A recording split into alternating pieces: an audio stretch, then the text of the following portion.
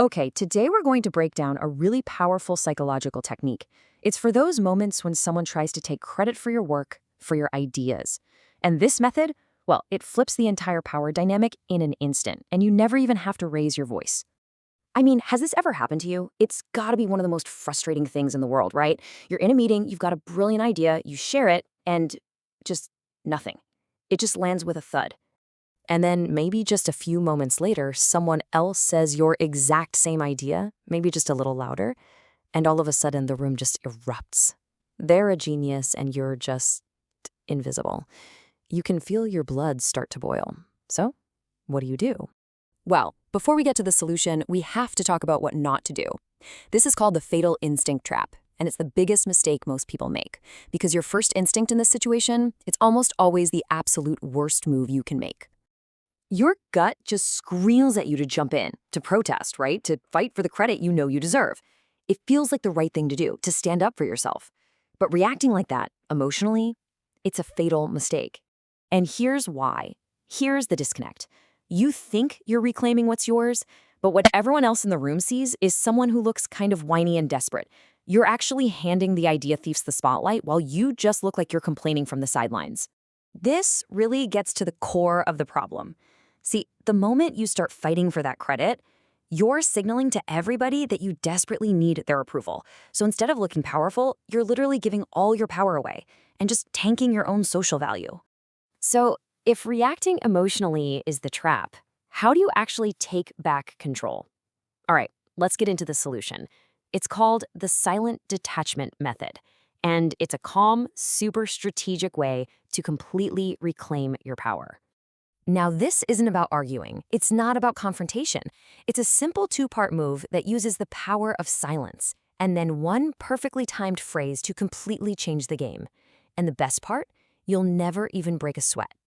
Okay, so part one is all about silence. When they steal your idea and everyone starts applauding, you do nothing. You stay perfectly calm. You stay silent. You just look at them. You maintain intense, unbroken eye contact. You let them finish, and then you just let that silence hang in the air. You should never, ever underestimate the power of a well-placed silence. That quiet moment, it starts to feel like a physical weight on the person who stole your idea. They can feel you staring. They know that you know what they did. And that silence makes them incredibly uncomfortable, which is exactly where you want them. Okay, so the silence has done its job. They're squirming.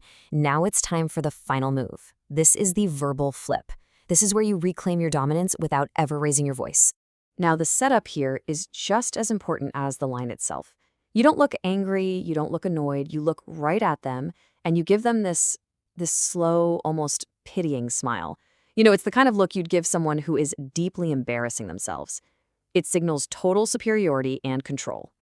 And then in a completely calm, maybe even slightly bored voice, you deliver the line, "I love how inspired you get by my thoughts." Say it calmly, say it clearly, and then just hold that eye contact. The impact is immediate. It's devastating. So what just happened? With just one look and one single sentence, you've completely reversed the power dynamic in the room. You didn't argue, you didn't get defensive, but you absolutely won. Just think about that shift. The idea thief, they went from looking like a genius to being exposed as a totally unoriginal copycat.